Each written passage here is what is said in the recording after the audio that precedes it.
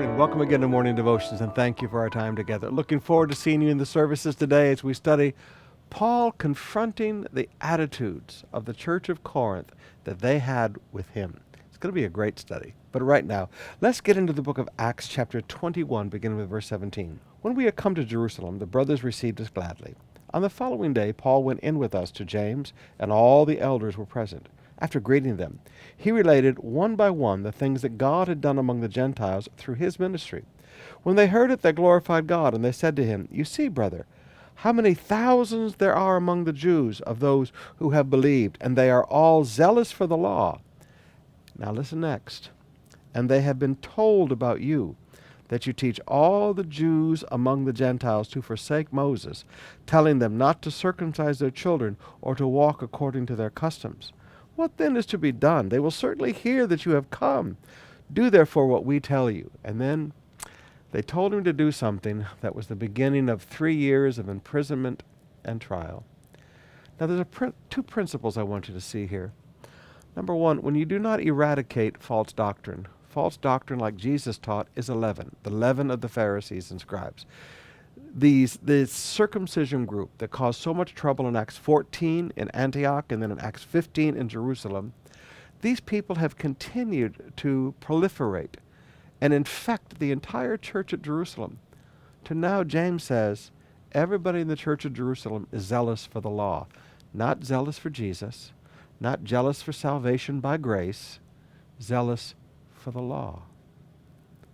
Now you wonder why the church of Jerusalem ceased to exist. This is it. They turned away from salvation by grace, even though Acts 15 clearly laid down salvation by grace. That was the purpose of their decision there in the council meeting in Acts 15. But now the Christians were not zealous for salvation by faith. The Christians were zealous for the Mosaic law. And they listened. They have been told lies about Paul. So, now again, you have to understand, the Bible doesn't tell us that everything people did here is perfect. The Bible just tells us the story. I want you to see what I would call a grand leadership mistake, and that is the second principle. When you try to do a symbolic act to countermand gossip, it never works. When you think that you can do one symbolic act to convince people that all the lies they have been hearing about you that go after their favorite doctrine is wrong, I'm sorry, you're going to get hurt. One symbolic act will not erase all of the lies and all of the gossip that people have chosen to believe.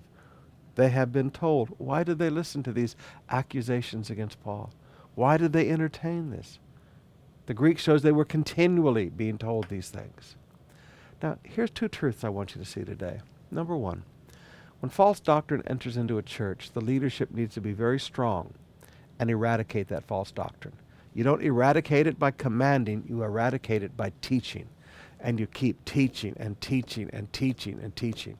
James should have been constantly teaching salvation by grace, salvation by grace, salvation. He should have driven that thing like a hammer just every single day. Because the false doctrine people, they are very persistent.